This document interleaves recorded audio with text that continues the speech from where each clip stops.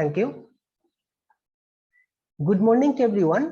Today we are going to learn about how we can confirm the presence of hydroxyl group in alcohol or any types of organic compounds.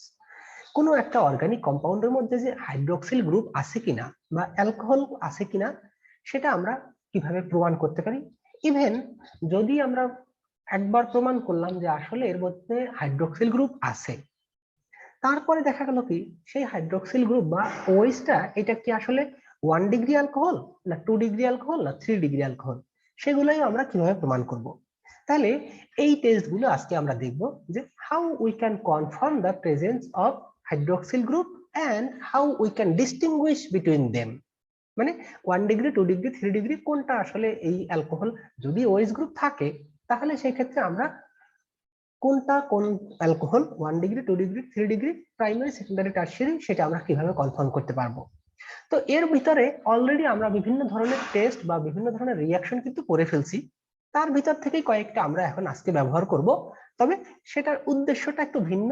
যে last ক্লাসগুলোতে আমরা পড়েছিলাম যে chemical reactions of alcohols অথবা chemical properties of alcohols, অ্যালকোহলের chemical property গুলো সেটা যখন আমরা শিখেছি, সাথে সাথে কিন্তু আমি কয়েকটা মনে করে বলেছিলাম যে আমরা কিভাবে 1 ডিগ্রি অ্যালকোহল 2 ডিগ্রি অ্যালকোহল এগুলো আমরা কিভাবে টেস্ট করব সেগুলো কিন্তু আমি বলেছিলাম। তাহলে আজকে আমরা সেগুলো দেখব যে আসলে how we can confirm the presence or absence of the hydroxyl group in a compound, in an organic compound, and also how we can confirm or how we can distinguish between them. তারপরে আর একটা পড়বো ডিন্যাচার্ড alcohol. ডিন্যাচার্ড alcohol এটা হলো কি যে normally এই যে drink করার জন্য যে অ্যালকোহল গুলো বাজারে পাওয়া যায় সেগুলো কিন্তু অনেক বেশি এক্সপেন্সিভ। অনেক বেশি এক্সপেন্সিভ এই কারণে যে আসলে তার উপরে গভর্নমেন্ট থেকে একটা রেস্ট্রিকশনস আছে যে এই অ্যালকোহল গুলো খাওয়া যাবে না অথবা শরীরের জন্য ক্ষতিকর কিছুটা। তারপরে আবার তো সেইগুলো এই জন্য গভর্নমেন্ট কি করে যে প্রচুর পরিমাণে ট্যাক্স বসায়, যে 1 টাকার জিনিসের উপরে 3 টাকা বা 5 টাকা ট্যাক্স বসিয়ে দেয়। যেমন আজকাল এই যে সিগারেট, সব ধরনের সিগারেট বিড়ি এগুলো কিন্তু গভর্নমেন্ট থেকে এরা এনকারেজ করছে যে you should not use or you should not take this types of prohibited compounds or prohibited substances.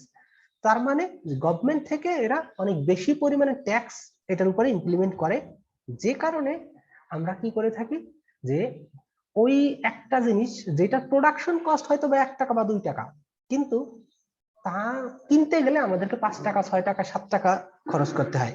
তার মানে গভর্নমেন্ট এটাকে বাধা দিচ্ছে যে তোমরা এগুলো ইউজ করো না, তারপরেও মানুষ আজকাল কিনে।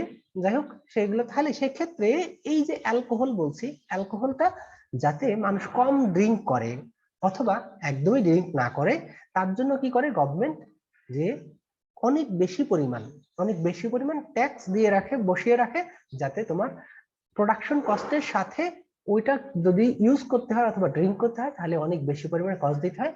সে কারণে কি করা হয়, তবে আরেকটা এই যে এই ড্রিঙ্ক করার জন্য যেটা সেটা অনেক বেশি পরিমাণে ট্যাক্স থাকে, কিন্তু ইন্ডাস্ট্রিতে যে অ্যালকোহল গুলো ব্যবহার করা হয় অনেকগুলো ইন্ডাস্ট্রিতে ব্যবহার করা হয়, তাহলে সেই অ্যালকোহল গুলো কিন্তু free of tax, most of the case অধিকাংশ ক্ষেত্রেই ফ্রি অফ ট্যাক্স অথবা একদম মিনিমাম একটা ট্যাক্স থাকে, যেটা আসলে গভর্নমেন্টকে যে ফ্রি অফ, মানে আমাদের আসলে ট্যাক্স ফ্রি বলতে একদম কিছু হয় না অলমোস্ট। ইভেন আজকাল এই যে তোমরা ইউনিভার্সিটি পড়ছো, এই ইউনিভার্সিটির জন্য ট্যাক্স দিতে হচ্ছে, মানে ইউনিভার্সিটির টিউশন ফি সেখানেও ট্যাক্স দিতে হচ্ছে। এটা আমার জন্য যে এতটা বিরক্তিকর যে আসলে একটা মানুষকে মানে ফ্রি অফ কস্ট শিক্ষা দেওয়ার কথা গভর্নমেন্টের বা সরকারের, সেখানে শিক্ষা তো দিতে পারছেই না, বরং উল্টা তোমাদের কাছ থেকে ট্যাক্স আদায় করছে। এটা এটা আসলে অমানবিক, আমি এটাকে কোনোভাবেই সাপোর্ট করতে পারি না। তাহলে এই যে আমাদের দেশে এখন মানে নিত্য নতুন পথ খুঁজতেছে যে কোন জায়গাটায় আমরা ই করতে পারি, যে ট্যাক্স বসাতে পারি। এটা এদের কাজ, যে আসলে এরা চায় না যে দেশের উন্নতি হোক, প্রত্যেকটা মানুষকে শিক্ষিত করা এটা দেশের সরকারের বা একটা গভর্নমেন্টের পলিসি হওয়া উচিত। তা না করে উল্টা তোমাদের কাছ থেকে ট্যাক্স নিচ্ছে, কারণ কি এটা মনে করে তারা লাক্সারিয়াস। আরে বাবা, পড়ালেখাটা তো লাক্সারিয়াস কিছু না, প্রত্যেকটা মানুষের দেশের উন্নতির জন্য, প্রত্যেকটা মানুষের উন্নতির জন্য পড়ালেখা দরকার, সেখানে গভর্নমেন্ট এইগুলোর উপরে ট্যাক্স বসাতে পারে না, এটা জোর করে করছে। এনিওয়ে, যাই হোক, সরকারের বিরোধিতা করার আমার কোনো সুযোগ বা কিছুই নাই, আমি বললেও কিছু হবে না, না বললেও কোনো কিছু করার নেই। এনিওয়ে, তাহলে এই যে যে অ্যালকোহলের কথা বললাম, তাহলে ইন্ডাস্ট্রিতে যে অ্যালকোহল গুলো ব্যবহার করা হয় সেই অ্যালকোহল গুলো অলমোস্ট ফ্রি অফ মানে ট্যাক্স অথবা মিনিমাম ট্যাক্স। কিন্তু ওই অ্যালকোহল গুলো যদি বাজারে ছেড়ে দেওয়া হয় ফর ড্রিঙ্ক, সেই ক্ষেত্রে কি হবে, অনেক মানুষ ওই অ্যালকোহল গুলো ড্রিঙ্ক করবে। তার জন্য কি করে, যেহেতু ওই যে ট্যাক্স মানে এটা খুব কম ট্যাক্স দিয়ে যে অ্যালকোহল গুলোকে পারচেস করা যায়, ওই অ্যালকোহল গুলোকে যেন ড্রিঙ্ক করা না যায়, তার জন্য এর ভিতরে কিছু টক্সিক এলিমেন্টস বা টক্সিক কম্পাউন্ডস অ্যাড করে দেওয়া হয়, যাতে ওই ইন্ডাস্ট্রির অ্যালকোহল গুলো ড্রিঙ্ক করা না যায়। এইটা, তাহলে এটাকে আমরা ডিন্যাচার্ড অ্যালকোহল বলবো। তারপরে আর একটা আছে পাওয়ার অ্যালকোহল। আর এই যে এইটা জিনিস, আর একটা জিনিস বলি, যে এই যে ডিন্যাচার্ড অ্যালকোহল বলছি, যে এই ডিন্যাচার্ড অ্যালকোহলের মতো আর একটা জিনিস আছে আমাদের এই মুহূর্তে ব্যবহার করা হয়, কেরোসিন আর ডিজেল। কেরোসিন এবং ডিজেল এই দুইটা জিনিস, কেরোসিনটা আসলে যদি কোনো ইঞ্জিনে ব্যবহার করা হয় তাহলে সেক্ষেত্রে ইঞ্জিনটা খুব তাড়াতাড়ি নষ্ট হয়ে যায়, এবং ডিজেল ডিজেল এবং কেরোসিনের মানে স্ট্রাকচার অথবা কালার বা মোটামুটি সেম, কিন্তু কিছুটা ডিফারেন্ট আছে, যে কারণে ওই কেরোসিনটা আর ডিজেল, আগে কি করতো মানুষ, কেরোসিনের দাম একটু কম ছিল এই কারণে, বা গভর্নমেন্ট কিছু সাবসিডি দেয়, যে কারণে কেরোসিন কি করে, যে ওই ডিজেল হিসেবে বিক্রি করে দিত, যাতে এখন সারা বাংলাদেশে অথবা বিভিন্ন জায়গায় মানুষ যে, তোমাদেরকে ডিস্টার্ব হচ্ছে সাউন্ডে, নয়েজ পাচ্ছ? Yes, sir, I'm the background sound. আচ্ছা আচ্ছা, একটু জাস্ট আ সেকেন্ড।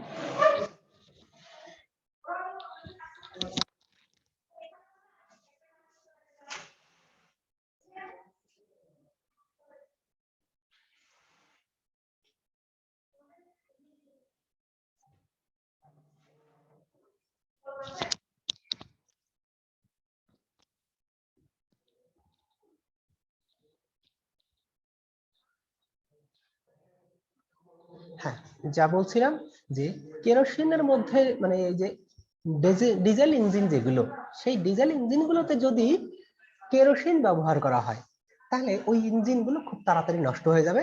তো আমাদের দেশের মানুষগুলো কি করতো, 2 টাকা বেশি বাঁচানোর জন্য বা 2 টাকা বেশি লাভ করার জন্য ডিজেলের বদলে কেরোসিন দিয়ে দিত মানুষকে, যে কারণে এখন গভর্নমেন্ট কি করছে, যে কেরোসিনটাকে আলাদা করার জন্য কেরোসিনের সাথে একটু কালার মিশিয়ে দেয়, যাতে কিনা ওই যে যারা ডিজেল কিনতে আসে তারা দেখে চিনতে পারে যে আসলে এটা আমার কেরোসিন দিচ্ছে না ডিজেল দিচ্ছে, যাতে আমার ইনস্ট্রুমেন্ট যেটা অথবা যে মেশিনগুলো ব্যবহার করা হচ্ছে সেইগুলো যেন ক্ষতি না হয়। তাহলে এইটা খুব ভালো কাজ করছে, যে আসলে যাতে সহজেই ধরতে পারে। তাহলে এভাবে আমাদের প্রত্যেকটা বিষয়ে কিন্তু একটা মানে থাকা উচিত, কারণ থাকতে হবে যে কেন আমরা এই কাজটা করছি।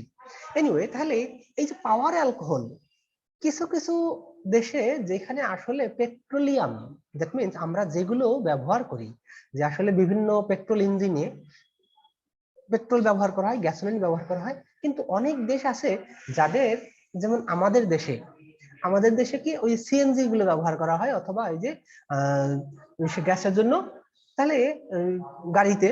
তবে অনেক দেশ আছে যেখানে যত গাড়ি আছে তার তুলনায় তাদের গ্যাসোলিন এটার অ্যামাউন্টটা খুব কম, যে কারণে তারা কি করে, এই যে কিছু অ্যালকোহল, এই অ্যালকোহল গুলো ওই পেট্রোলিয়ামের সাথে মিক্স করে ওরা গাড়ি চালাইতে ব্যবহার করে, তো সেক্ষেত্রে সেটা ইউজ করা যেতে পারে। তারপরে আছে অ্যালকোহলিক বেভারেজ, যেটা আসলে আমরা একটু পড়বো, বাট আসলে আমাদের দেশে খুব বেশি ব্যবহৃত হয় না। তবে কালে ভদ্রে মাঝে মধ্যে দেখবা যে বিভিন্ন নিউজ পেপারে আমরা পাই যে এখানে সেখানে বড় বড় আড্ডা হচ্ছে, এই লোকটোক ধরছে। এনিওয়ে, তাহলে এখন আমরা চলে যাই যে how we can test for hydroxyl group. এখন কোনো একটা কম্পাউন্ডের ভিতরে যদি হাইড্রোক্সিল গ্রুপ থাকে তাহলে আমরা কিভাবে কনফার্ম করব, অথবা হাইড্রোক্সিল গ্রুপ যে নেই সেটা আমরা কিভাবে কনফার্ম করব। তাহলে মোটামুটি 3 ধরনের টেস্ট আছে যেটা দিয়ে আমরা হাইড্রোক্সিল গ্রুপ আছে কি না সেটা কনফার্ম করতে পারি। তারপরে সেখান থেকে আমরা once we can confirm the presence of hydroxyl group, then we can do further tests so that we can confirm either this is 1 degree, 2 degree or 3 degree. তাহলে প্রথমে আমরা একটু দেখি যে আসলে how we can confirm the presence of hydroxyl group in an organic compound. তাহলে there are 3 tests which may be applied to detect the presence of hydroxyl group in an unknown organic compound. For this test, take the liquid substance or a solution of the solid substance. মানু cleaner আসছে, সেগুলো কি করছে, চিৎকার করছে।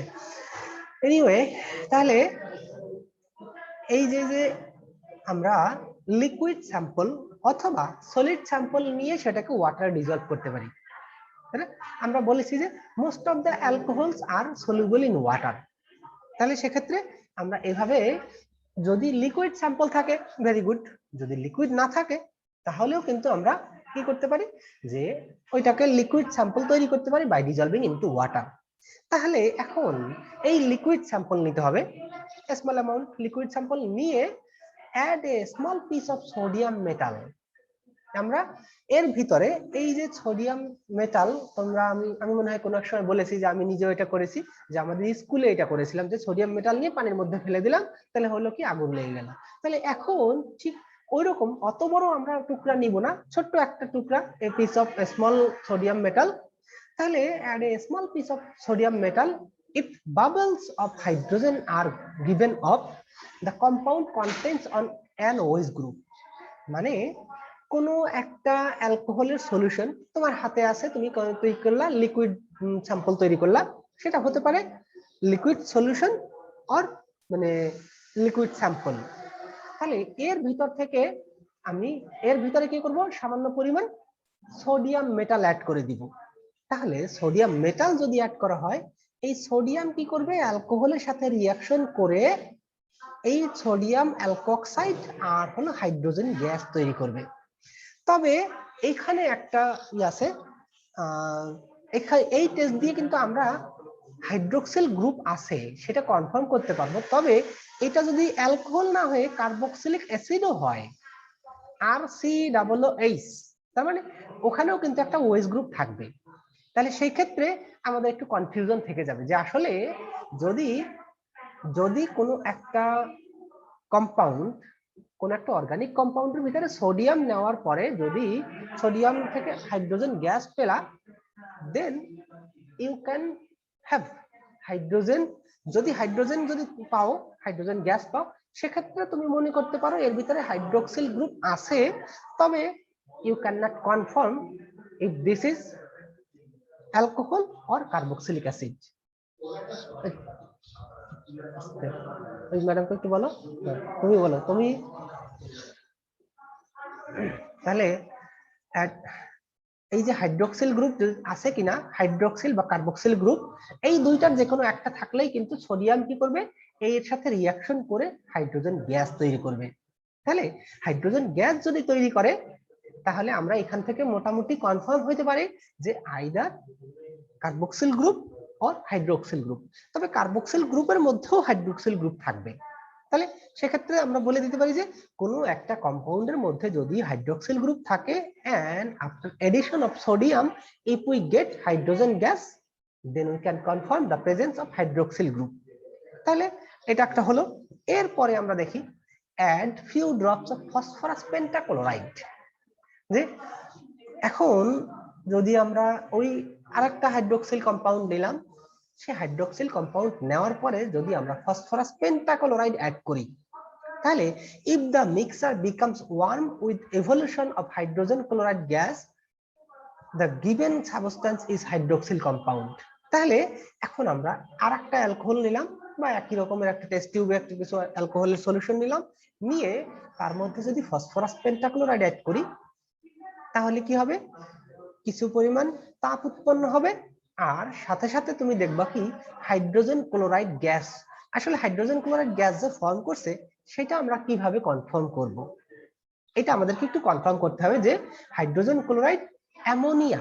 তুমি একটা ammonia নাও, মানে অ্যামোনিয়া তো আমরা চিনি যে, তাহলে অ্যামোনিয়া লিকুইড, একটা গ্লাস রডকে যদি তুমি অ্যামোনিয়ার মধ্যে ডিপ করে যদি এই টেস্ট টিউবের মুখে ধরো, if you hold the test glass rod by dipping into ammonia in the mouth of the test tube, in that case এই যে হাইড্রোজেন ক্লোরাইড, এটা আসলে আমি জানি না, মনে করলাম আমরা যে এখানে জানি না যে আসলে এটা হাইড্রোজেন ক্লোরাইড গ্যাস, অন্য কোনো গ্যাসও তো হতে পারে। তাহলে সেই ক্ষেত্রে যদি আমরা ফসফরাস পেন্টাক্লোরাইড অ্যাড করার ফলে ওই হাইড্রোক্সিল কম্পাউন্ডের মধ্যে একটা গ্যাস পাবো, যদি গ্যাস পাই তাহলে সেই গ্যাসটা যে হাইড্রোজেন ক্লোরাইড গ্যাস সেটা আমরা কনফার্ম হব কি করে? Just we can deep a glass rod into ammonia and then we can, if we hold the glass rod over the test tube, then you will get white fume of ammonium chloride. Ammonium ক্লোরাইডের white fume দেখতে পাবা। তাহলে এটা কিন্তু আমাদের visible. তাহলে normally আমরা এখানে বাবলস দেখতে পেতে পারি, এটা ঠিক আছে, কিন্তু এটা যে আসলে আরেকটা জিনিস যে এখানে এই টেস্ট টিউবটা তখন গরম হয়ে যাবে, কারণ এখানে কিছু পরিমাণ হিট উৎপন্ন হবে। তাহলে দেখো, add few drops of phosphorus pentachloride if the mixture becomes warm with evolution of hydrogen chloride, মানে তুমি যদি টেস্ট টিউবটা নিচে টাচ করো তাহলে ফিল করতে পারবে যে এটা একটু উত্তপ্ত হয়েছে, নরমাল যে টেম্পারেচার ছিল ইনিশিয়ালি ফসফরাস পেন্টাক্লোরাইড অ্যাড করার পরে তার থেকে একটু বেশি তাপ বেড়েছে, এবং সেখান থেকে যদি কিছু পরিমাণ গ্যাস উৎপন্ন হয় এবং সেই গ্যাস যদি কনসেন্ট্রেটেড অ্যামোনিয়া সলিউশনকে নিচের মধ্যে কনসেন্ট্রেটেড অ্যামোনিয়া সলিউশন, এটা যদি তুমি একটা গ্লাস রড ডিপ করে কনসেন্ট্রেটেড অ্যামোনিয়ার মধ্যে, তাহলে এই টেস্ট টিউবের মুখে ধরো, তাহলে তুমি দেখতে পাবা কি যে white fume of ammonium chloride. হ্যাঁ, অ্যামোনিয়াম ক্লোরাইডের যদি হোয়াইট ফিউম দেখা যায়, then you can confirm the presence of hydroxyl group in that compound. তাহলে ওই কম্পাউন্ডের মধ্যে হাইড্রোক্সিল গ্রুপ আছে সেটা তোমরা কনফার্ম করতে পারবা। তবে এইখানে যদি গ্যাসটাকে তুমি কনফার্ম না করো যে এটা আসলেই যে হাইড্রোজেন ক্লোরাইড গ্যাস তৈরি হচ্ছে, সেটা কিন্তু চোখের দেখাই বলা যাবে না, কারণ আমরা কোনো গ্যাসকে চোখে দেখে কোনটা কোন গ্যাস এটা কিন্তু বলতে পারি না। তবে যদি আমরা তার কনফার্মেটরি টেস্ট করি, then we can confirm the presence of hydroxyl group or we can confirm which gas can be. কারণ আসলে কি হয়, এই যে হাইড্রোজেন ক্লোরাইড যখন অ্যামোনিয়ার সাথে রিঅ্যাকশন করে, তাহলে কি হয়, অ্যামোনিয়াম ক্লোরাইডের একটা সল্ট তৈরি করে, যেই সল্টটা মানে ইনসলিউবল, যে কারণে এটা হোয়াইট ফিউম হিসেবে আমরা দেখতে পাই। তাহলে এখন এরপরে আরেকটা টেস্ট আছে, add acetyl chloride or benzoyl chloride to the substance. আচ্ছা, তাহলে একটা অ্যালকোহল নিলাম, অ্যালকোহল নিলে তার ভিতরে যদি আমরা অ্যাসিটাইল ক্লোরাইড অথবা benzoyl chloride to the substance, the separation of oily layer of the ester and evolution of HCl gas indicates the presence of hydroxyl group. এখন এখানে একটা এস্টার তৈরি হবে, যে দুইটা লেয়ার তৈরি হবে, তুমি add acetyl chloride or benzoyl chloride, তাহলে অ্যাসিটাইল ক্লোরাইড অথবা বেনজোইল ক্লোরাইড এর যে কোনো একটা যদি নেওয়া হয় with the alcohol, then you will get two different layers. The separation of an oily layer of the ester and evolution of hydrogen chloride gas indicates the presence of hydroxyl group. তাহলে যদি hydrogen chloride gas তৈরি হয়, then further you can confirm if this gas is hydrogen chloride. You can confirm by dipping the glass rod into ammonia and then observing the white fume when it is placed on the mouth of the test tube. তাহলে আমরা এখান থেকে কিন্তু মানে এটা যে hydrogen chloride gas form করছে সেটা কনফার্ম করতে পারি। আর একটা অবজারভেশন পাবো যে একটা অয়েলি লেয়ার উপরে ভাসবে আর নিচের লেয়ারটা ট্রান্সপারেন্ট থাকবে। তাহলে উপরের লেয়ারটা হবে অয়েলি, নিচের লেয়ারটা হবে ট্রান্সপারেন্ট, এবং সেখান থেকে যদি একটা গ্যাস ফর্ম করে, সেই গ্যাস কি করবে, আবার অ্যামোনিয়ার সলিউশনটাকে বা অ্যামোনিয়া সলিউশনে একটা গ্লাস রড ডিপ করে যদি ওই গ্লাস রডটা ধরা হয়, then it will make a white fume. তাহলে এই অবজারভেশন গুলো থেকে কিন্তু আমরা কোনো একটা কম্পাউন্ডে সেটা কি হাইড্রোক্সিল গ্রুপ আছে কি না we can confirm.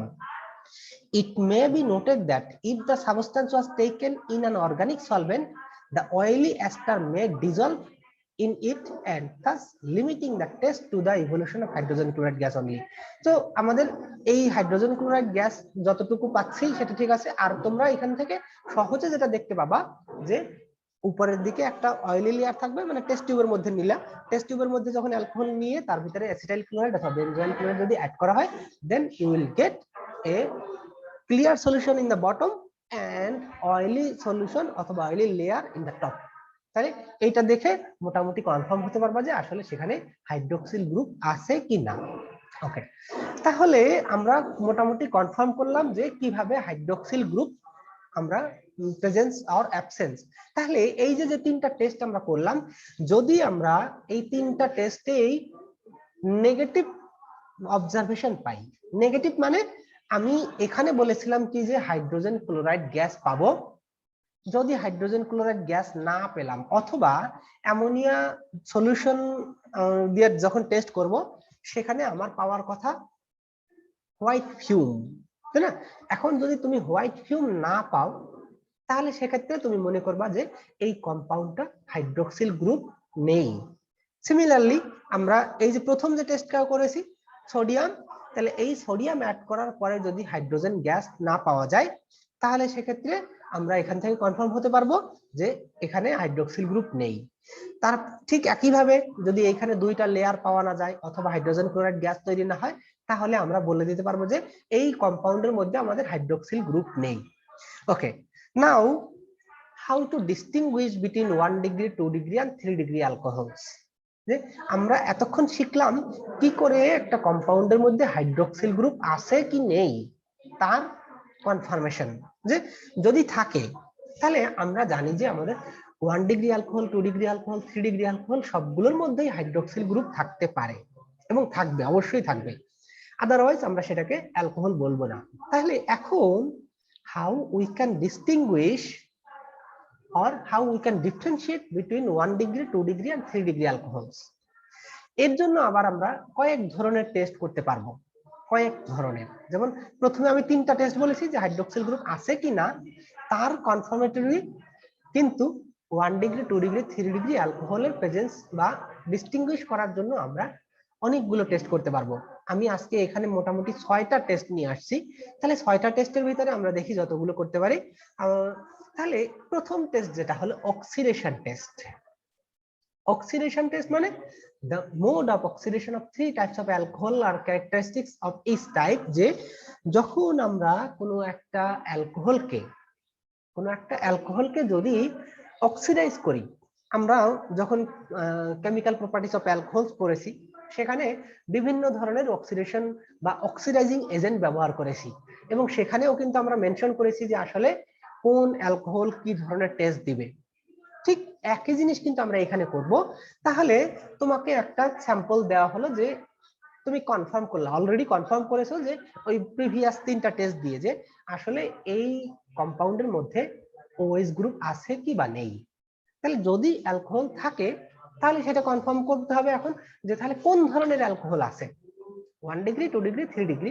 এখন একবার আমাদের কনফার্ম হয়ে গেল, হয়ে যাওয়ার পরে তারপরে আমরা কি করি যে এখন অক্সিডেশন টেস্ট করব।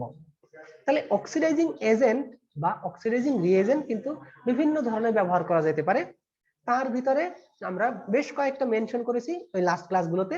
সেখানে কি ছিল যে অ্যাসিড আর হলো পটাশিয়াম পারম্যাঙ্গানেট অথবা অ্যাসিড পটাশিয়াম ডাইক্রোমেট, তারপরে এরকম বিভিন্ন ধরনের মানে রিঅ্যাক্ট্যান্ট আমরা ব্যবহার করেছি বা রিএজেন্ট ব্যবহার করেছি যেখান থেকে আমরা একটা অক্সিজেন পেতে পারি। যেই অক্সিজেন কি করে যে এখানে যে হাইড্রোজেন থাকে, অ্যালকোহল গুলোর মধ্যে যে হাইড্রোজেন থাকে বা যে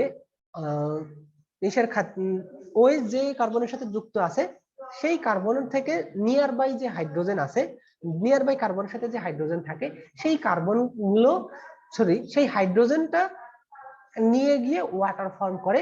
তাহলে সেক্ষেত্রে আমরা এভাবে রিয়াকশন দেখিয়েছি। তাহলে এই যে রিয়াকশনটা হচ্ছে দেখো, যদি আমরা অক্সিডাইজিং এজেন্ট ব্যবহার করে অক্সিডেশন করি তাহলে 1 ডিগ্রি অ্যালকোহল এটা খুব দ্রুত রিয়াকশন দেবে। 1 degree alcohol on oxidation gives an aldehyde and this on oxidation gives a carboxylic acid containing the same number of carbon atoms as the original alcohol। তাহলে এই যে অরিজিনাল অ্যালকোহল যা থাকবে, তাহলে 1 ডিগ্রি অ্যালকোহলকে আমরা খুব সহজেই অক্সিডাইজ করতে পারি, এবং সেটা প্রথমে কি হয়, এটা অক্সিডাইজ করে অ্যালডিহাইড তৈরি করে। ফার্দার যদি আমরা অক্সিডেশন করি তাহলেও এটা কি হবে, কার্বক্সিলিক অ্যাসিড তৈরি করবে। এখন কার্বক্সিলিক অ্যাসিড তৈরি করলো, তাহলে এখানে আমরা দুইটা স্টেপে, প্রথমে অ্যালডিহাইড তারপরে কার্বক্সিলিক অ্যাসিড, এই দুইটা পেলাম। এই দুইটা পাওয়ার পরে এখন দেখবো যে এই ইনিশিয়াল যে আমাদের অ্যালকোহল ছিল, ইনিশিয়াল অ্যালকোহল এবং ফাইনাল কার্বক্সিলিক অ্যাসিড, এই দুইটা কম্পাউন্ডের মধ্যে কিন্তু কার্বনের নাম্বার কমে যাবে না। তাহলে ইনিশিয়াল যে আমাদের রিঅ্যাক্ট্যান্টের মধ্যে যে অ্যালকোহল ছিল, সেই অ্যালকোহলের যতগুলো কার্বন সংখ্যা ছিল, সেকেন্ড স্টেপ যেটা পেয়েছি অ্যালডিহাইড, সেখানেও কার্বনের সংখ্যা কম হবে না, এবং ফাইনালি যে কার্বক্সিলিক অ্যাসিড পাচ্ছি সেখানেও কিন্তু কার্বনের সংখ্যা কম হবে না। তাহলে এই যে এই টেস্টের মাধ্যমে যদি আমরা এরকম প্রথমে একটা 1 ডিগ্রি অ্যালকোহল, তারপরে অ্যালডিহাইড এবং ফার্দার যদি carboxylic acid pi with same number of carbon, then we can confirm that the alcohol is 1 degree alcohol. Similarly, ওই একই ধরনের অক্সিডাইজিং এজেন্ট ব্যবহার করে যদি আমরা 2 ডিগ্রি অ্যালকোহলকে, তার মানে তোমার টেস্ট টিউবের মধ্যে তুমি যে স্যাম্পলটা নিয়েছো সেই স্যাম্পলটায় যদি 2 ডিগ্রি অ্যালকোহল থাকে, দেন প্রথমে কি পাবা, 2 degree alcohol on oxidation first gives a ketone with the same number of carbon atoms. তাহলে এখানে যেমন পেয়েছি, প্রথমে ছিল কি 1 ডিগ্রি অ্যালকোহল, এটা অক্সিডাইজ হয়ে অ্যালডিহাইড তৈরি হয়েছে। 2 ডিগ্রি অ্যালকোহলের ক্ষেত্রে ফার্স্ট অক্সিডাইজ হয়েছে, এবং সেই অক্সিডাইজ হওয়ার পরে এখানে পেয়েছিলাম অ্যালডিহাইড আর এখানে পেলাম কিটোন। এবং এই দুইটার মধ্যে কিন্তু সিমিলারিটি কিছু আছে, এখানে যেমন কার্বনের নাম্বার ডিক্রিজ করেনি, এখানেও কার্বনের নাম্বার ডিক্রিজ করেনি। তাহলে এটা হলো অ্যালডিহাইড আর এটা হলো কিটোন। তারপরে কি হবে, with the same number of carbon atoms as the original alcohol, and the ketones on prolonged action with oxidizing agents yield mixture of acids which containing fewer carbons than the original alcohol. তাহলে এখন একটু পার্থক্য পেলাম যে এই যে 1 degree alcohol, এইটা যদি অক্সিডাইজ করা হয় প্রথমে পাই অ্যালডিহাইড এবং তারপরে পাচ্ছি কার্বক্সিলিক অ্যাসিড, কিন্তু কি হচ্ছে না, কার্বনের সংখ্যা এখানে যতগুলো ছিল অ্যালডিহাইডেও তাই, তারপরে কার্বক্সিলিক অ্যাসিডেও তাই থাকবে। কিন্তু 2 ডিগ্রি অ্যালকোহলকে যখন আমরা অক্সিডাইজ করি, প্রথম অক্সিডেশনে হলো কিটোন, আর ফার্দার বা অনেক বেশি সময় ধরে যদি অক্সিডাইজ করার চেষ্টা করি তাহলে আমরা কার্বক্সিলিক অ্যাসিড পাবো এবং কিটোনও থাকবে তার সাথে। তাহলে কার্বক্সিলিক অ্যাসিড পাবো, তবে সেই কার্বক্সিলিক অ্যাসিডের number of carbon will be less than the primary alcohol, বা সরি ওই ইনিশিয়াল যে আমরা অ্যালকোহলটা নিয়েছিলাম, তার মানে 2 ডিগ্রি অ্যালকোহল। তাহলে 2 ডিগ্রি অ্যালকোহলের যে অরিজিনাল যে অ্যালকোহলের কার্বন নাম্বার, তার থেকে এখানে যে আমরা কার্বক্সিলিক অ্যাসিড পাবো তার কার্বন নাম্বার একটু কম হবে, একটা কম হবে। আচ্ছা, তাহলে সিমিলারলি যদি আমরা 3 ডিগ্রি অ্যালকোহল নেই, আমাদের টেস্ট টিউবের মধ্যে যদি একটা স্যাম্পল থাকে যেটা 3 ডিগ্রি অ্যালকোহল, সেখানে কি হবে, alcohol is resistant to oxidation. Actually এই যে 3 ডিগ্রি অ্যালকোহল খুব সহসা এটা অক্সিডাইজ হয় না। তাহলে 3 degree alcohol is resistant to oxidation in alkaline solution but is readily oxidized by acid oxidizing agents. তাহলে খুব যদি পাওয়ারফুল অক্সিডাইজিং এজেন্ট নেওয়া হয় সেই ক্ষেত্রে কি হবে, to form a mixture of ketone and acid its containing fewer carbons. তাহলে এইখানে আমরা প্রথমে পেয়েছিলাম কিটোন, তারপরে পেয়েছি কার্বক্সিলিক অ্যাসিড, এবং কিটোনের কার্বনের নাম্বার কিন্তু কমেনি। এই যে অরিজিনাল অ্যালকোহল যা ছিল তার যতগুলো কার্বনের নাম্বার আছে, কিটোনেরও কার্বন নাম্বার সেম। ফার্দার যখন অক্সিডাইজ হয় তখন আমরা পাচ্ছি কি যে এটা একটা কার্বক্সিলিক অ্যাসিড তৈরি করে, কিন্তু সেই ক্ষেত্রে আমরা কার্বনের নাম্বার কম পেয়েছি।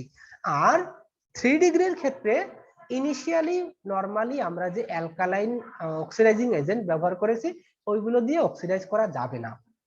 যদি আমরা মোর পাওয়ারফুল অক্সিডাইজিং এজেন্ট ব্যবহার করি সেই ক্ষেত্রে এটা অক্সিডেশন হওয়া সম্ভব। তবে প্রথমে কি হবে, এই 3 ডিগ্রি অ্যালকোহলটা অক্সিডাইজ হয়ে কিটোন তৈরি করবে, এবং ফার্দার আবার যদি অক্সিডাইজ হয় সেই ক্ষেত্রে কি হবে, একটা কার্বক্সিলিক অ্যাসিড। তাহলে এইখানে যে কিটোনটা তৈরি হলো, এই কিটোনের কার্বন নাম্বার, কিটোন তৈরি হলে সেই কিটোনের কার্বন নাম্বার অ্যালকোহলের কার্বন নাম্বার থেকে একটা কম হবে। ফার্দার যদি অক্সিডাইজ করা হয় সেটা থেকে কার্বক্সিলিক অ্যাসিড তৈরি হবে এবং সেই কার্বক্সিলিক অ্যাসিডের carbon number will be less then ketone also. তাহলে এখানে যে কিটোন আমরা পেলাম সেই কিটোনের কার্বক্সিলিক অ্যাসিড কিটোনের carbon number was less, one less compare to the original alcohol. আর যখন কার্বক্সিলিক অ্যাসিড পাচ্ছি তখন আরো কার্বনের সংখ্যা, তার মানে আরেকটা কার্বন কমে গেল। তাহলে ফাইনালি আমরা যে কার্বক্সিলিক অ্যাসিড পেলাম সেই কার্বক্সিলিক অ্যাসিডে কার্বনের সংখ্যা, এই যে আমরা অ্যালকোহল নিয়েছিলাম অর্গানিক অ্যালকোহল বা অরিজিনাল অ্যালকোহল, তার থেকে মিনিমাম 2টা কার্বন কম থাকবে। তবে এখানে আমরা কিটোন এবং কার্বক্সিলিক অ্যাসিডের মিক্সচার পাবো, এখানেও ফার্দার কিটোন এবং কার্বক্সিলিক অ্যাসিডের মিক্সচার পাবো।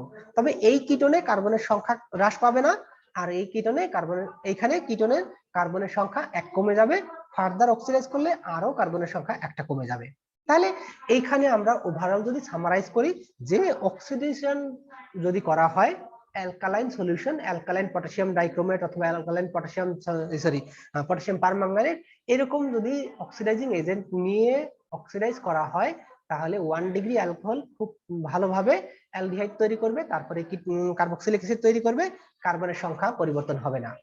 2 ডিগ্রি অ্যালকোহল প্রথমে কিটোন দেবে, তারপরে কার্বক্সিলিক অ্যাসিড দেবে, কার্বনের সংখ্যা কিটোনে পরিবর্তন হবে না, কিটোন থেকে যখন কার্বক্সিলিক অ্যাসিড হবে তখন কার্বনের সংখ্যা 1 কমে যাবে। তারপরে আমরা দেখবো কি, যে যদি 3 ডিগ্রি অ্যালকোহল নেওয়া হয়, এটা খুব সহজে অক্সিডাইজ করা যায় না, কিন্তু যদি পাওয়ারফুল অক্সিডাইজিং এজেন্ট নেওয়া হয় তাহলে আমরা কি পাবো, যে প্রথমে কিটোন পাবো, যেই কিটোনের কার্বনের সংখ্যা কমে যাবে, তারপরে আবার যদি ওটাকে অক্সিডাইজ করা হয় তাহলে আমরা পাবো কি, যে কার্বক্সিলিক অ্যাসিড এবং সেখানেও কার্বনের সংখ্যা আর কমে যাবে। So ultimately we are getting 2 number of carbon decreasing by 2 from the alcohol here. তাহলে এটার ক্ষেত্রে 2টা কার্বন কমে যাবে, এটার ক্ষেত্রে 1টা কমবে, আর এটার ক্ষেত্রে কোনো কার্বনের সংখ্যা কমে যাবে না। ওকে, দেন আরো টেস্ট আছে, Victor Meyer test. This test is based on the different behaviour of the nitroalkanes obtained from 1 degree, 2 degree, 3 degree alcohols. It is carried by the following steps. তাহলে এটা কিভাবে করা যায়? The given alcohol is converted to iodide. The given alcohol is converted to iodide by treatment with cold hydrogen iodide or red phosphorus and iodine. তাহলে প্রথমে কি করা হয়, যে given alcohol is converted into iodide by treatment with cold hydrogen iodide or red phosphorus and iodine. তাহলে the iodide is then treated with silver nitride so to get the corresponding nitroalkanes. তাহলে এখানে যে আমরা আয়োডাইডটা পেলাম, সেই আয়োডাইডটা কি হয়, further the iodide is then treated with silver nitrate. তাহলে তোমরা সিলভার নাইট্রেটের টেস্ট কিন্তু করেছো, ওই যে কি সিলভার ক্লোরাইড, সিলভার আয়োডাইড, মানে কোনো একটা, মানে সেখানে আমরা করেছিলাম যে ইনঅর্গানিক। তোমরা হয়তো ল্যাবরেটরি যদি কোনো এক্সপেরিমেন্ট করে থাকো, যে কোয়ালিটেটিভ টেস্ট অফ হ্যালোজেন, কোনো একটা কম্পাউন্ডের ভিতরে হ্যালোজেন আছে কিনা সেটা টেস্ট করতে গিয়ে তোমরা সিলভার নাইট্রেট টেস্ট করেছো।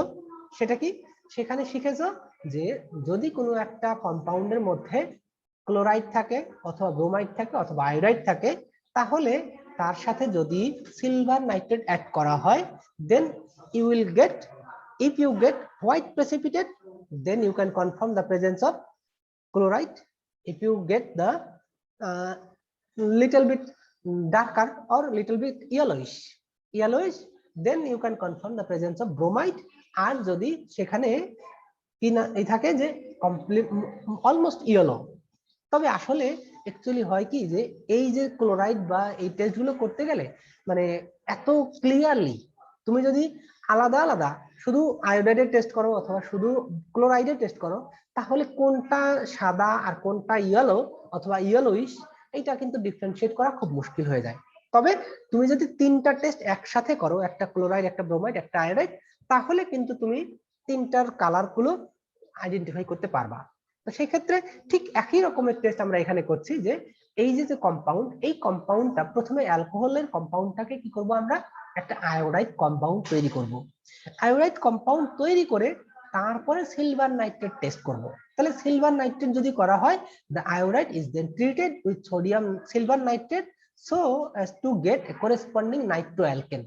তাহলে ওই নাইট্রোঅ্যালকেন তৈরি হবে। the nitroalkane is finally treated with nitrous acid, nitrous NaNO2 or dilute sulfuric acid, and the solution is made alkaline. if the blood red color, এখন এই যে এখানে আমরা সিলভার নাইট্রেট অ্যাড করেছি, তারপরে কিন্তু আবার আমরা অন্য আরেকটা টেস্ট করছি। তাহলে সিলভার নাইট্রেট অ্যাড করার পরে তাহলে the nitroalkane is finally treated with nitrous acid.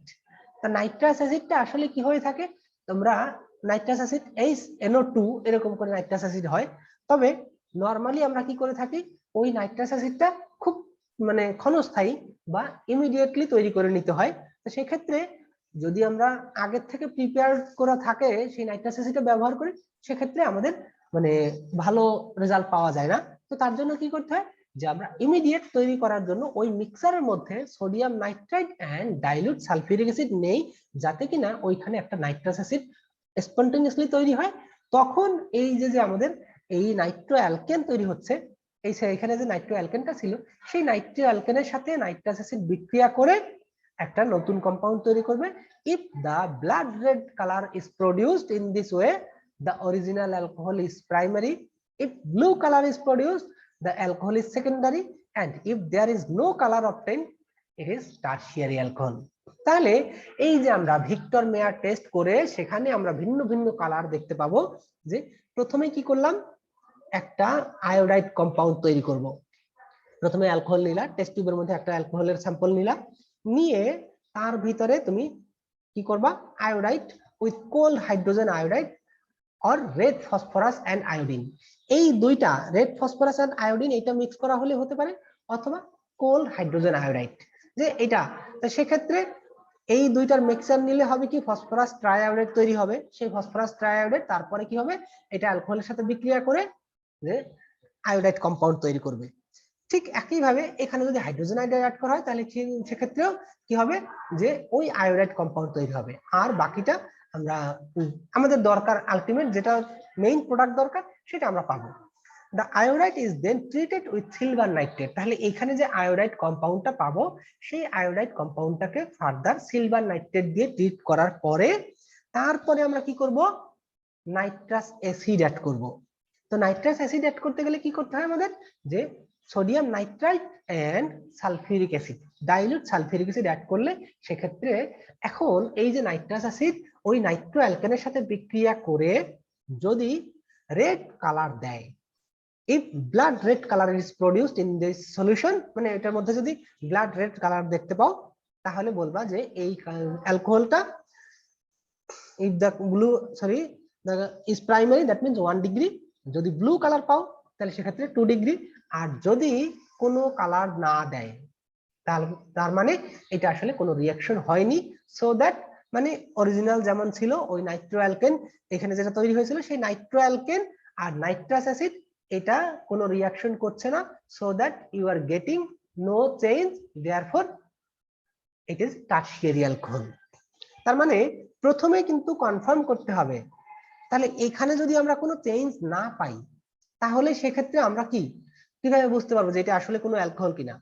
Already কিন্তু আমরা প্রথম স্লাইডে বলেছি যে কিভাবে আমরা অ্যালকোহলের কনফার্ম করতে পারি যে আসলে এটা 1 ডিগ্রি 2 ডিগ্রি 3 ডিগ্রি সেটা আমাদের দেখার বিষয় না, যে আসলে এখানে কি হাইড্রোক্সিল গ্রুপ আছে কিনা সেটাই কনফার্ম করতে হবে। তাহলে হাইড্রোক্সিল গ্রুপের যদি প্রেজেন্স অর অ্যাবসেন্স হয় তাহলে সেক্ষেত্রে আমরা যদি প্রেজেন্স থাকে তখন আমাদের কোশ্চেন আসবে দিস ইজ 1 ডিগ্রি 2 ডিগ্রি আর 3 ডিগ্রি।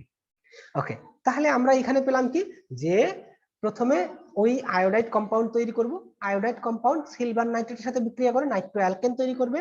এই নাইট্রো অ্যালকেন আবার ফার্দার যদি নাইট্রাস অ্যাসিডের সাথে বিক্রিয়া করে রেড কালার দেয় তাহলে সেটা 1 ডিগ্রি অ্যালকোহল, যদি ব্লু কালার দেয় তাহলে 2 ডিগ্রি অ্যালকোহল, আর যদি কোনো কালার না দেয় তাহলে সেটা টারশিয়ারি অ্যালকোহল।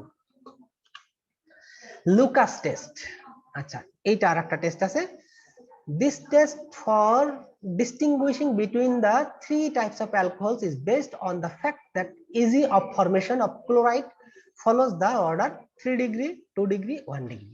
তাহলে এইখানে এই যে আগের যে রিঅ্যাকশনটা দেখেছি সেখানে ছিল কি ভিক্টর মেয়ার্স টেস্ট, এই রিঅ্যাকশনে আসলে 3 ডিগ্রিটা রিঅ্যাকশন দেয় না। তাহলে সেটা আমরা যখন তিন ধরনের টেস্ট অবজারভেশন আমরা পেলাম যে একটা রেড কালার দেয় 1 ডিগ্রি, ব্লু কালার দেয় 2 ডিগ্রি, আর যদি কোনো কালার না দেয় সেটা হলো 3 ডিগ্রি। তাহলে এখন 3 ডিগ্রিকে তাহলে আমরা কিভাবে কনফার্ম করতে পারি যে আসলে এটা কোনো কমপ্লিমেন্টারি রিঅ্যাকশন দিচ্ছে কিনা, সেটা কিন্তু আমরা এখান থেকে করতে পারবো লুকাস টেস্টের মাধ্যমে। This test for distinguishing between the, এটা হলো তাহলে সবচেয়ে দ্রুত বা সবচেয়ে ভালো দেবে 3 ডিগ্রি অ্যালকোহল, তারপরে 2 ডিগ্রি অ্যালকোহল আর 1 degree alcohol. When the unknown alcohol is heated with concentrated hydrochloric acid containing anhydrous zinc chloride, the rate of formation of chloride from 1 degree 2 degree 3 degree, এখানে 30 হয়ে গেছে, 3 ডিগ্রি জায়গায় 30 বানাই ফেলছি। আচ্ছা, alcohol is so well marked that it gives a clear indication of the type of alcohol। তাহলে এখানে এই যে অ্যালকাইল ক্লোরাইড, এই যে অ্যালকাইল ক্লোরাইড যেটা তৈরি করছে, এই অ্যালকাইল ক্লোরাইডটা আমরা মোটামুটি সব কম্পাউন্ডের ক্ষেত্রেই পাবো, তবে কে কত দ্রুত করতে পারছে তার উপরে বেস করে আমরা বলতে পারবো যে আসলে কোনটা কোন অ্যালকোহল। ইমিডিয়েট যদি হয়, ইমিডিয়েট তুমি যখন এই যে হাইড্রোক্লোরাইড মানে হাইড্রোজেন ক্লোরাইড জিঙ্ক ক্লোরাইডের প্রেজেন্সে হাইড্রোজেন ক্লোরাইড অ্যাড করো, তাহলে যদি ইমিডিয়েট তুমি একটা যে অ্যালকাইল ক্লোরাইড, তাহলে ইনসলিউবল, এটা তার মানে কি অ্যালকাইল ক্লোরাইড একটা প্রেসিপিটেট পাবা তুমি। তাহলে এই যে অ্যালকাইল ক্লোরাইড কোনো কিছু যদি ইনসলিউবল হয় তাহলে সেক্ষেত্রে সেটা নিচে একটা প্রেসিপিটেট পাওয়া যাবে। তাহলে সেই ইনসলিউবল বা কালারও দেখা যেতে পারে, যদি ডিপ হয় সেক্ষেত্রে নিচে প্রেসিপিটেট পড়বে, আর যদি লাইট কালার হয় মানে লাইট হয় প্রেসিপিটেশনটা, সেক্ষেত্রে তোমরা কালার দেখতে পাবা। আচ্ছা, যাই হোক, তাহলে সেক্ষেত্রে এখানে ইমিডিয়েট যদি আমরা অবজার্ভ করতে পারি যে একটা চেঞ্জ হয়েছে অথবা সেটা প্রেসিপিটেশন পড়ছে, দেন দিস অ্যালকোহল ইজ 3 ডিগ্রি। যদি একটু সময় নেয় 2-3 মিনিট সময় নেয় তাহলে 2 ডিগ্রি, আর যদি অনেকটা সময় নেয় তাহলে সেক্ষেত্রে এটা হবে 1 ডিগ্রি অ্যালকোহল। তাহলে এই লুকাস টেস্টটা কিন্তু অনেকটা ইজি, যে সেখানে কি করতে হচ্ছে আমাদের, just when the unknown alcohol is heated with concentrated hydrochloric acid। তাহলে এই যে অ্যালকোহল, এটা concentrated hydrochloric acid containing anhydrous zinc chloride, এই জিঙ্ক ক্লোরাইডটা থাকবে অ্যানহাইড্রাস, মানে এখানে কিন্তু আমরা কোনোটাই ওয়াটার অ্যাড করিনি, কনসেন্ট্রেটেড হাইড্রোক্লোরিক অ্যাসিড, তার মানে এখানে কিন্তু ওয়াটার থাকবে না। তাহলে সেক্ষেত্রে সবগুলোই এই যে অ্যালকোহল যেটা নিলাম সেই অ্যালকোহল, তারপর concentrated hydrochloric acid and anhydrous zinc chloride, এইগুলো নিয়ে যদি হিট করা হয় তাহলে খুব দ্রুত তুমি একটা ইনসলিউবল যদি প্রেসিপিটেশন পাও, then you can confirm that alcohol is 3 degree. যদি একটু সময় নেয় তাহলে সেক্ষেত্রে 2 ডিগ্রি, এবং যদি অনেক বেশি সময় নেয় সেক্ষেত্রে তুমি বলতে পারবা দিস ইজ 1 ডিগ্রি অ্যালকোহল। আচ্ছা, তারপরে আছে কি a small quantity of the alcohol is added to concentrated hydrochloric acid containing anhydrous 1 mole of room temperature 3 degree এই যে ওই যে কথা বলেছি সেটাই। তাহলে 3 degree alcohol produces cloudiness immediately. যখন হিট করবা এই জিঙ্ক ক্লোরাইড এটা এবং হাইড্রোজেন ক্লোরাইড এটার সাথে নিয়ে যদি হিট করা হয় তাহলে 3 degree alcohol produces cloudiness immediately, 2 degree alcohol produces cloudiness within 5 minutes, এবং 1 degree alcohol shows no cloudiness at room temperature and it does so only upon heating। তাহলে এটা কিন্তু ওই যে আমরা নরমালি কিন্তু ওই 3 ডিগ্রি এখানে হিট করতে বলা হয়েছে আসলে 3 ডিগ্রি বা 2 ডিগ্রির জন্য আমাদেরকে 3 ডিগ্রির জন্য হিট না করলেও হবে, মানে রুম টেম্পারেচারে কিন্তু এটা আমরা পাবো, কারণ এই রিঅ্যাকশনটা অনেক দ্রুত হয় যে কারণে আমাদের এটা হিট করার দরকার হয় না। 2 ডিগ্রি সেটাও হিট না করে পারা যাবে, তবে যদি হিট করা হয় একটু দ্রুত হবে, তবে হিট না করলে মোটামুটি 5 মিনিট সময় লাগবে, 5 মিনিটের মধ্যে তুমি এটা পাবা, ক্লাউডিনেস পাবা। আর 1 ডিগ্রি রুম টেম্পারেচারে এটা রিঅ্যাকশন দেবে না, তবে যদি হিট করো অনেকটা সময় পরে তখন তুমি ক্লাউডিনেস পাবা। তাহলে এই যে টাইম ডিফারেন্সের উপর ভিত্তি করে you can confirm the presence of 1 degree 2 degree or 3 degree alcohol. যদি ইমিডিয়েটলি তুমি ক্লাউডিনেস পাও অথবা প্রেসিপিটেশন পাও, then you can confirm the presence of 3 degree. যদি একটু সময় নেয় 3-4 মিনিট বা 5 মিনিট, তাহলে সেক্ষেত্রে 2 ডিগ্রি। আর যদি এটা নর্মাল টেম্পারেচারে রিঅ্যাকশন অনেক সময় ধরেও হচ্ছে না, তাহলে হিট করলে যদি রিঅ্যাকশনটা হয়, then you can confirm the presence of 1 degree alcohol by the Lucas test. Okay, এরপরে আছে এস্টার। তোমরা সবাই কম বেশি ওই যে mango juice, fruit juice, orange juice এগুলো খাও। তবে যে আমি জানি না বাংলাদেশের কোনো কোম্পানি কোনো অরিজিনাল যে আমরা যে জুস গুলো খাই, ম্যাঙ্গো জুস, অরেঞ্জ জুস বা যে আরো কি আছে বিভিন্ন ধরনের যত জুস পাওয়া যায়, আমি জানি না আসলেই কোন জুসের মধ্যে ওই ওই ফলটা থাকে কিনা, ফ্রুট জুস অ্যাকচুয়ালি কিনা। কারণ কি? কারণ হলো যে ওই ফ্রুট গুলো যদি বাজার থেকে কিনতে হয়, তাহলে যে দাম পড়ে সেই দামে আমরা কাস্টমাররাও যেমন কিনি না, তেমনি আবার ওই যারা বিক্রি করে ওরা কি করে, ম্যাঙ্গো জুস খাওয়ায় আমাদের মিষ্টি কুমড়ার জুস। বেশিরভাগ ক্ষেত্রেই কিন্তু এটা হবে যে তোমরা যে ম্যাঙ্গো জুস গুলো খাও সেগুলো বেশিরভাগ ক্ষেত্রেই মিষ্টি কুমড়া। আর যদি ম্যাঙ্গো হয়ে থাকে সেক্ষেত্রে অনেকগুলো আমি মাঝে মধ্যেই যে ফেসবুকে বা এখানে সেখানে ভিডিও টিডিও দেখি, সেখানে দেখি যে মাঝে মধ্যেই ওই ম্যাঙ্গো জুস খাওয়ানোর যেগুলো ম্যাঙ্গো জুস যেগুলো, সেগুলো হয়তোবা 15 দিন 20 দিন পচা আমগুলো, সেগুলো যেগুলো পচা পচা আছে সেগুলো দিয়ে এরকম তৈরি করে। তবে যাই হোক না কেন, সেইটা আসলে কি জিনিস, যে এই যে যে আমরা বিভিন্ন ধরনের ফল যখন পাকলে তখন কি হয়, প্রথমে কি হয়, যে কোনো ফল বেশিরভাগ ক্ষেত্রে বিশেষ করে আম এগুলো কি হয় যে কাঁচা অবস্থায় অনেক টক লাগে।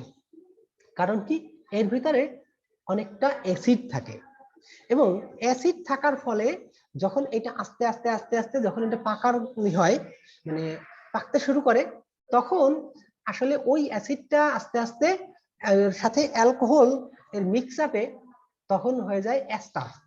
যেই এস্টারটা আমরা আসলে অনেক মিষ্টি বা বিভিন্ন ভিন্ন ভিন্ন ফলের জন্য ভিন্ন ভিন্ন ফ্লেভার আমরা পাই। তাহলে ওই এস্টার গুলো আসলে আমরা তৈরি করতে পারি এই যে বিভিন্ন ধরনের কোন ফলের মধ্যে কি ধরনের অ্যাসিড এবং কি ধরনের অ্যালকোহল আছে সেটা রিসার্চ করে বের করা হয়েছে।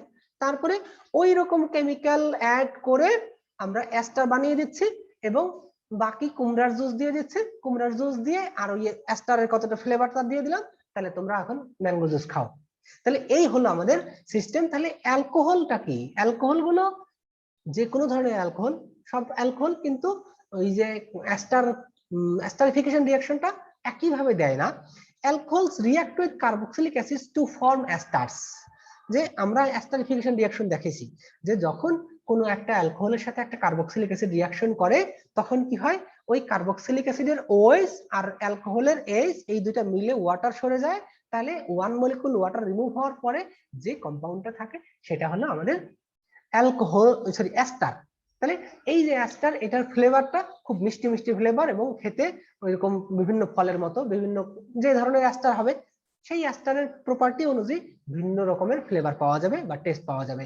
তাহলে এখন এই যে এস্টারিফিকেশন টেস্ট বললাম, যে মোটামুটি সব অ্যালকোহলেই কিন্তু এস্টারিফিকেশন রিঅ্যাকশন দেয়।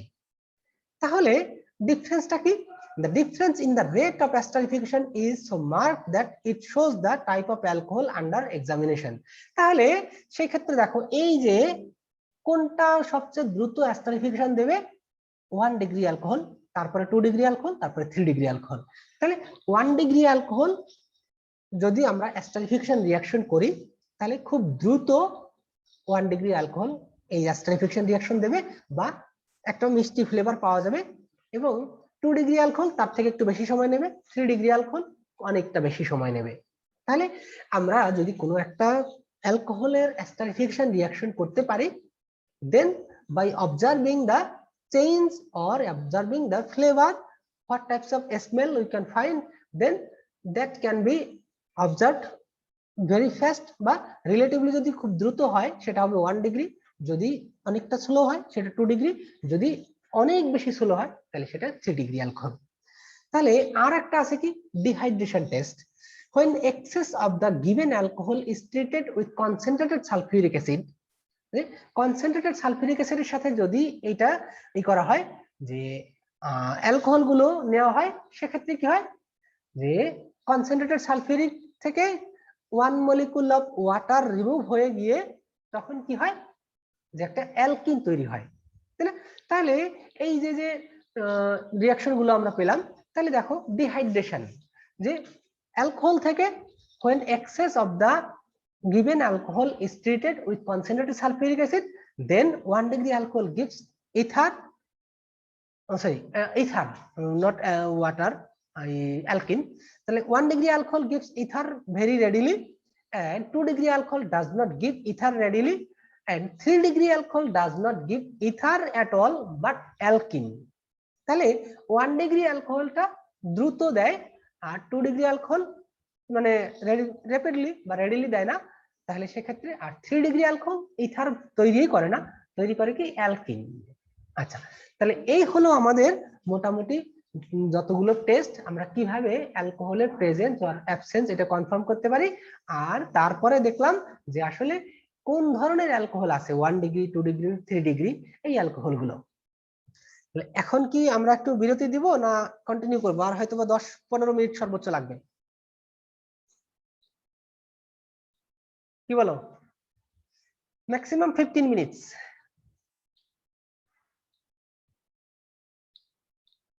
ঠিক আছে, আমি বুঝতে পারছি তোমরা কেউ রেসপন্স করবে না, আমি কন্টিনিউ করে যাচ্ছি, 15 মিনিট পরে ছেড়ে দিব। আচ্ছা, তাহলে যেটা অলরেডি আমি বলেছিলাম যে ডিন্যাচার্ড অ্যালকোহল, ডিন্যাচার্ড অ্যালকোহল যেটা আছে, যে আমরা বললাম যে যেগুলো ড্রিঙ্ক করার জন্য অ্যালকোহল ইউজ করা হয়, সেই অ্যালকোহল গুলো সরকার অনেক বেশি ট্যাক্স অ্যাড করে, যে কারণে ওই অ্যালকোহল গুলো কিনতে অনেক বেশি দাম লাগে। কিন্তু ইন্ডাস্ট্রিতে যে অ্যালকোহল গুলো ব্যবহার করা হয় সেই অ্যালকোহল গুলো most of the case tax free অথবা খুব কম ট্যাক্স। তাহলে এই অ্যালকোহল গুলো যেন মানুষ ড্রিঙ্ক করার কাজে ব্যবহার করতে না পারে, তার জন্য কিছু পরিমাণ poisonous or toxic elements, toxic compounds এর মধ্যে অ্যাড করে দেওয়া হয়, যে কারণে এই অ্যালকোহল গুলোকে বলা হয় ডিন্যাচার্ড অ্যালকোহল বা বিষাক্ত অ্যালকোহল। তাহলে এইটাকে আমরা কখনো কখনো মিথাইলেটেড অ্যালকোহল বলি। কেন? কারণ হলো কি যে মেথানল, এথানল কিন্তু ড্রিঙ্ক করলে মানুষের খুব সহজে বা অল্প ড্রিঙ্ক করলে কিন্তু কোনো ক্ষতি হয় না। যেমন এই যে আমি বললাম যে আমরা যে হোমিওপ্যাথি ঔষধ খাই, এই হোমিওপ্যাথি ঔষধগুলোর বেশিরভাগ ক্ষেত্রেই ওই এথানল অ্যাড করে দেওয়া হয়। আচ্ছা, তাহলে এই এথানল অল্প ড্রিঙ্ক করলে মানুষের ক্ষতি হয় না, বা কখনো কখনো ওই যে ঔষধ হিসেবে ব্যবহার করলে সেক্ষেত্রে কাজে লাগতে পারে। তারপরে সেই ক্ষেত্রে যেটা বললাম, কিন্তু মেথানল অল্প পরিমাণে ই করলেও, ড্রিঙ্ক করলেও মানুষের ক্ষতি হতে পারে, এবং এটা খুব সিরিয়াস। এবং সেক্ষেত্রে এই যে এথানল গুলো যাতে মানুষ ড্রিঙ্ক করতে না পারে, দ্যাট মিনস ইন্ডাস্ট্রিয়ালি যে কম দামে অ্যালকোহল পাওয়া যায় সেই অ্যালকোহল গুলো যেন মানুষ ড্রিঙ্ক করতে না পারে, তার জন্য কি করা হয়, ওই যে এথানলের সাথে কিছু পরিমাণ অ্যালকোহল বা মেথানল অ্যাড করে দেওয়া হয়। শুধু মেথানল না, মেথানল অ্যাড করা হয় বেশিরভাগ ক্ষেত্রে এই কারণেই কিন্তু ওই অ্যালকোহল গুলোকে আমরা মিথাইলেটেড অ্যালকোহল বলি। দেখো তারপরে আছে কি, a common practice is to add 4% impure methyl alcohol together with traces of pyridine and some colouring matter. যে তাহলে ওই যেমন আমরা ইসের কথা বললাম, কেরোসিন কিছু কালার দিয়ে দিল যাতে আমরা সহজে বুঝতে পারি যে এটা ইসের জন্য, কেরোসিন হলো জ্বালানির জন্য, আর ডিজেল গুলো সেটা মানে ট্রান্সপারেন্ট থাকে, যেগুলো আমাদের ইঞ্জিনে, ডিজেল ইঞ্জিনে ইউজ করার জন্য।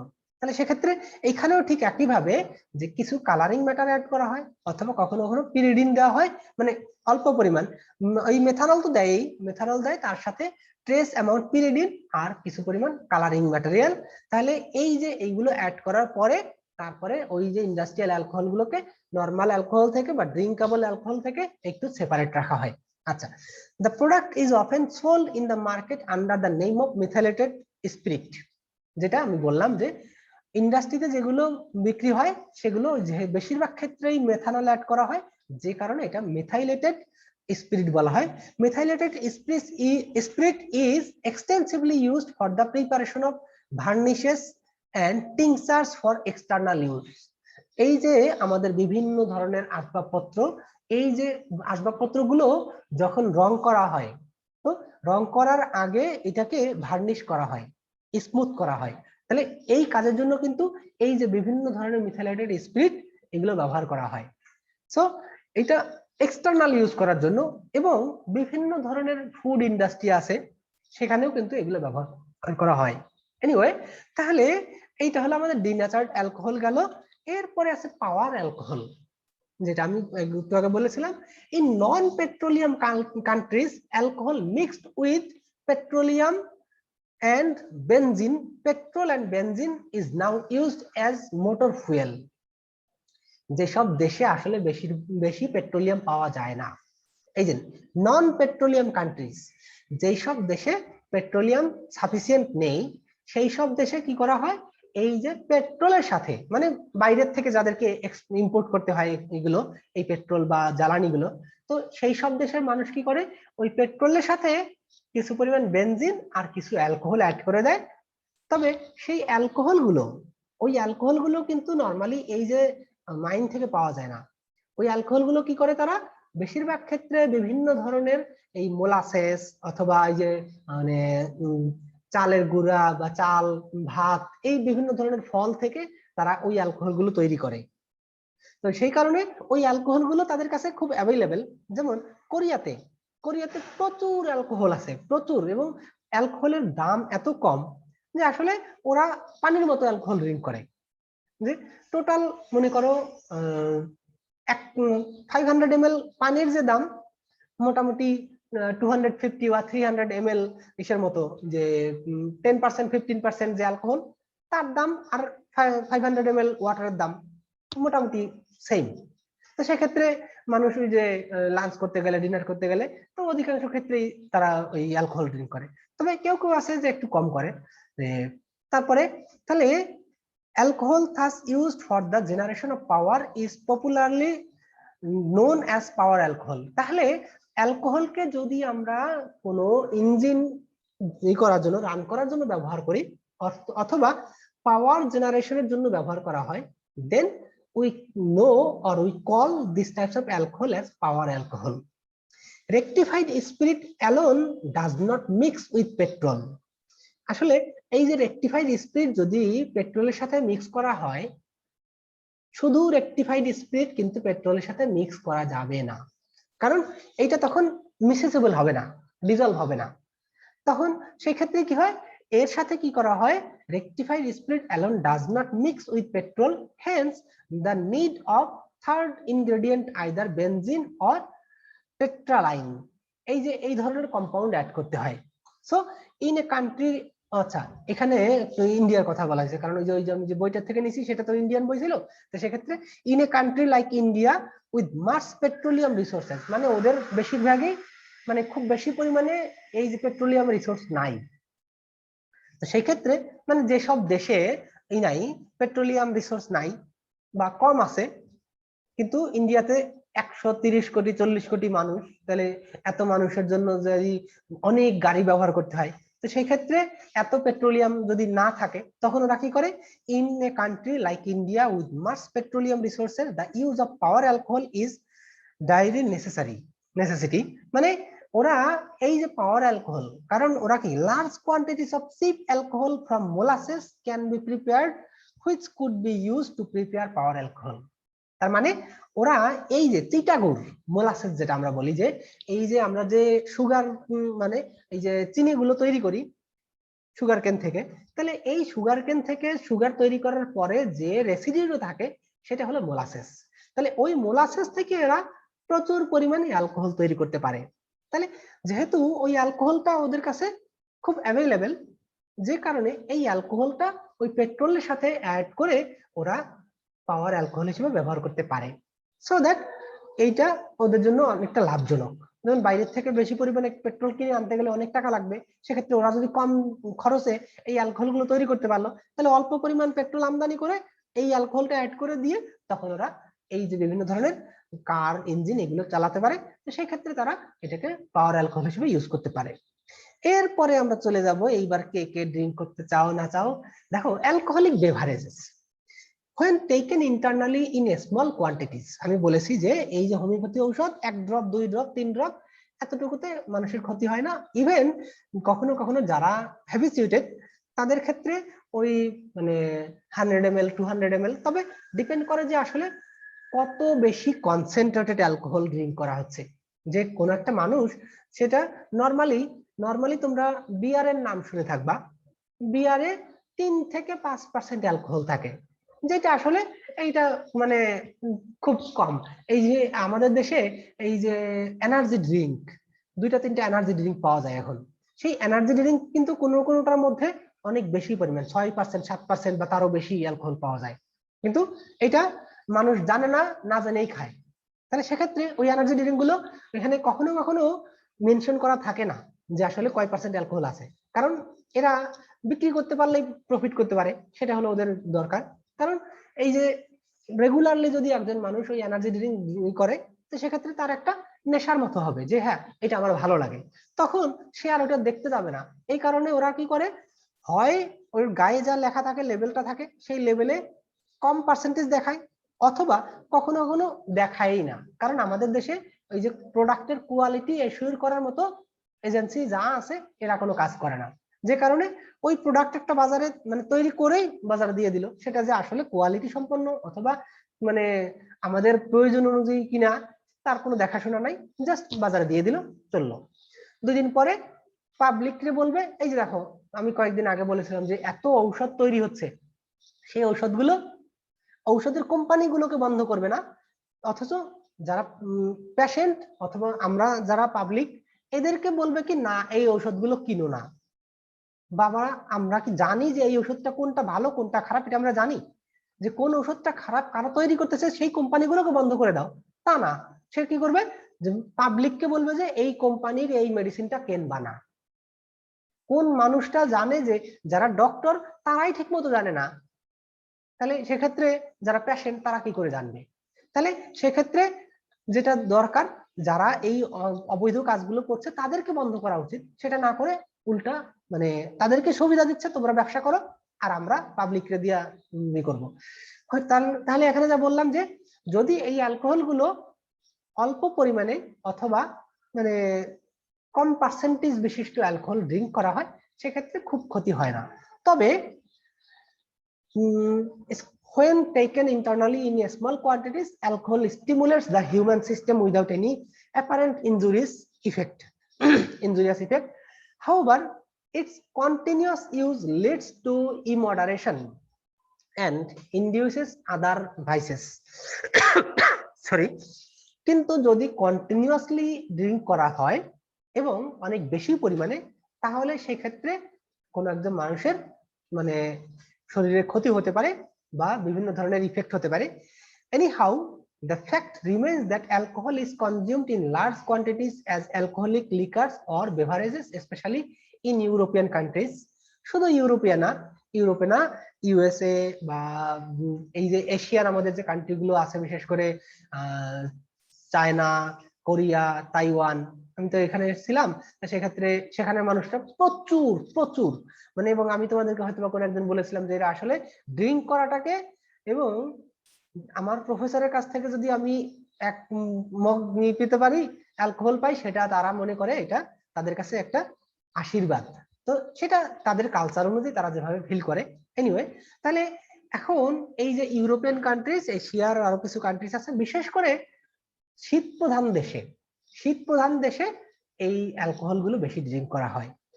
তাহলে এখন আমরা মোটামুটি 2 ধরনের এই অ্যালকোহল বেভারেজ যেটা জানি, একটা হলো আনডিস্টিলড আর একটা ডিস্টিলড। তাহলে আনডিস্টিলড যেটা ওয়াইন, যে বিভিন্ন ধরনের ফল এটা থেকে এই অ্যালকোহলটাকে এক্সট্রাক্ট করা হয় এবং সেটা ওই ফলের ফ্লেভার বা যা কিছু আছে মোটামুটি স্টোর থাকে, তাহলে সেইগুলোকে বলা হয় আনডিস্টিলড।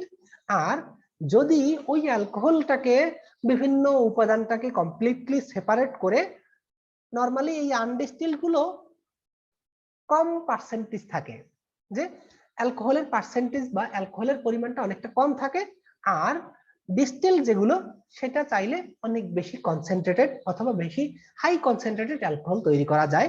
তাহলে এই আনডিস্টিলটা কখনো কখনো হতে পারে, পয়জনাসও হতে পারে, আর এই ডিস্টিল গুলো এতটা পয়জনাস হয় না, কারণ কি স্পেসিফিক একটা নির্দিষ্ট অ্যালকোহল। কিন্তু এই আনডিস্টিলড এর ভিতরে যদি অন্য কিছু থেকে থাকে, যে অন্য কোনো কম্পাউন্ড যেটা আমাদের শরীরের জন্য হয়তোবা ক্ষতিকর, সেরকম যদি কিছু থাকে, সেক্ষেত্রে তবে যে যেগুলো ভালো কোয়ালিটির সেগুলো হয়তোবা হয় না। মানে এত খারাপ হয় না। তাহলে আনডিস্টিল বেভারেজ যেটা বলি, these are produced simply by fermentation process from fruit juice or grains। বিভিন্ন ধরনের ফলের জুস অথবা বিভিন্ন ধরনের শস্য দানা থেকে যেটা সরাসরি করা হয়, এক্সট্রাক্ট করা হয় ফার্মেন্টেশন প্রসেসের মাধ্যমে। The beverages prepared from grape juice or other fruit juice are called wines. Wine containing 18 to 20% alcohol and produced by natural fermentation are called natural wines। যেগুলো আসলে এই যে সিম্পলি যে বিভিন্ন ধরনের ফ্রুট থেকে এটা এক্সট্রাক্ট করা হয় এবং ন্যাচারাল প্রসেসে। তারপরে তাহলে এই যে এর মধ্যে পার্সেন্টেজটা কিন্তু অনেকটা কম থাকে, 18 to 20%। তবে এর থেকেও কম অ্যালকোহল থাকে, বিভিন্ন ধরনের ড্রিঙ্কস আছে, সেটা ডিপেন্ড করে কোন ধরনের ড্রিঙ্কস বলা হচ্ছে। Weak natural wines are made stronger by adding pure alcohol from outside and are named as fortified wines। আচ্ছা, কিছু কিছু অ্যালকোহল আছে বা ওয়াইন আছে, যেই ওয়াইনের মধ্যে কখনো কখনো দেখবা যদি কোনো শপিং মলে, দেশের বাইরে বিশেষ করে, আমাদের দেশে তো আসলে ওপেনলি এটা বিক্রি হয় না, তো বিভিন্ন দেশে শপিং মলে গেলে দেখবা যে প্রত্যেকটা বোতলের গায়ে কত পার্সেন্ট আছে, অ্যালকোহল আছে, সেটা মেনশন করা আছে। তাহলে নর্মালি কিন্তু এই 18 থেকে 20% এটা হলো ন্যাচারাল যে ওয়াইন গুলো হয়, কিন্তু কখনো কখনো আরো বেশিও থাকে, 30%, 35% এরকম হতে পারে।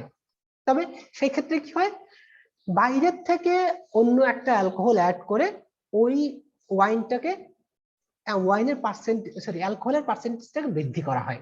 তাহলে সেইটা হলো কি, ওরকম যদি হয় কখনো, তাহলে ওই অ্যালকোহলটাকে বলা হয় ফোর্টিফাইড ওয়াইনস। মানে বাইরের থেকে অ্যাড করে অ্যালকোহলের পার্সেন্টেজটাকে বাড়ানো হচ্ছে, তাহলে এটাকে ফোর্টিফাইড ওয়াইন বলা হচ্ছে। আর যেটা আছে ডিস্টিল বেভারেজ, যেটা বলেছি অলরেডি, যে ইফ দ্য ফার্মেন্টেড লিকুইডস, এইখানে আমরা যে অ্যালকোহলটা পেলাম সেই অ্যালকোহলটাকে যদি আমরা ফ্র্যাকশনাল ডিস্টিলেশন আমরা লাস্ট ক্লাসে করেছিলাম, তো সেখানে বলেছিলাম যে ফ্র্যাকশনাল ডিস্টিলেশন তাদের বয়লিং পয়েন্টের ভ্যালু অনুযায়ী, যে আমরা যদি এটাকে সেপারেট করি তাহলে ফ্র্যাকশনাল ডিস্টিলেশনের মাধ্যমে প্রত্যেকটা কম্পাউন্ডকে আলাদা করা যেতে পারে। তাহলে এখন if the fermented liquids are distilled, most of the alcohol along with other volatile products, visualize flavors, essential oils, esters and higher alcohols pass over the distillate। তাহলে the distilled liquors have a high alcohol content which may go up to 50% or even more। তাহলে এই যে distil যে অ্যালকোহলগুলো আছে, distil beverage যেগুলো আছে, এটা যখন আমরা ওই বললাম যে ডিস্টিল করব, ডিস্টিল করা মানে কি, একটা নির্দিষ্ট টেম্পারেচারে শুধুমাত্র একটা কম্পাউন্ডেই সেপারেট হবে। তাহলে আমরা যদি শুধুমাত্র ওই এথানলকে সেপারেট করার জন্য যে টেম্পারেচার, এথানলের বয়লিং পয়েন্টে যদি আমাদের টেম্পারেচার সেট করে রাখি, তাহলে শুধুমাত্র এথানলই পাবো। সেক্ষেত্রে 90%, 100% এর কাছাকাছিও যেতে পারে। তো সেই ক্ষেত্রে অত হাই কনসেন্ট্রেটেড তো কেউ আসলে ড্রিঙ্ক করে না, তো তার জন্য কি হয়, তার সাথে অন্য কোনো কিছু অ্যাড করে দেওয়া হয়, পানি দেওয়া হয় অথবা অন্য ফ্রুট জুস দেওয়া হয়, যাতে তার পার্সেন্টেজটা অনেকটা কম হয়, যে কারণে সেটার মানুষ ড্রিঙ্ক করতে পারে। তাই the color, flavor and taste of a particular beverage is largely determined by the materials employed and the subsequent treatment of the fermented liquor। যে আসলে কোনো একটা অ্যালকোহলের কখনো কখনো দেখবা যে অ্যালকোহলের কালার ওই ওয়াইনের মতো কালার থাকে, আর একটা কালার থাকে এসে ট্রান্সপারেন্ট, একদম পানির মতো, দেখে আসলে বোঝার কোনো উপায় নাই। তাহলে কয়েকদিন আগে আমার এক ছোট ভাই, ও এসে গেছে, জাপানে গেছে পিএইচডি করতে, তো সেখানে পিএইচডি মাস্টার্স করতে গেছে মনে হয়, তো ও রান্না করবে বলে অয়েল কিনছে, রান্না করার জন্য অয়েল কিনছে, সে অয়েল কিনে নিয়ে আসছে ওয়াইন। এখন ও বুঝতে পারে না যে আসলে এটা কি মানে অয়েল না ওয়াইন। তো সেটা আইসা যখন খুলে দেখলো, তখন গন্ধ পাচ্ছে, তখন টের পাইছে যে oh this is the wine. তো এরকম করে the colour, flavour and taste এটা ভিন্ন ভিন্ন, যে কখনো একদম ট্রান্সপারেন্ট হতে পারে, কখনো বিভিন্ন ধরনের কালার হতে পারে, কখনো ইয়েলোইশ হতে পারে, কখনো ওয়াইনের মতো হতে পারে। তো এটা ডিপেন্ড করে যে আসলে আমরা কোন ধরনের কম্পোনেন্ট থেকে অথবা কোন ধরনের ম্যাটেরিয়াল থেকে এটাকে, এই ওয়াইনটাকে বা এই লিকারটাকে সেপারেট করেছি, আর অথবা এরপরে ফার্দার আমরা কি ট্রিটমেন্ট করেছি, অথবা এর সাথে আমরা কোনো অ্যাডিটিভ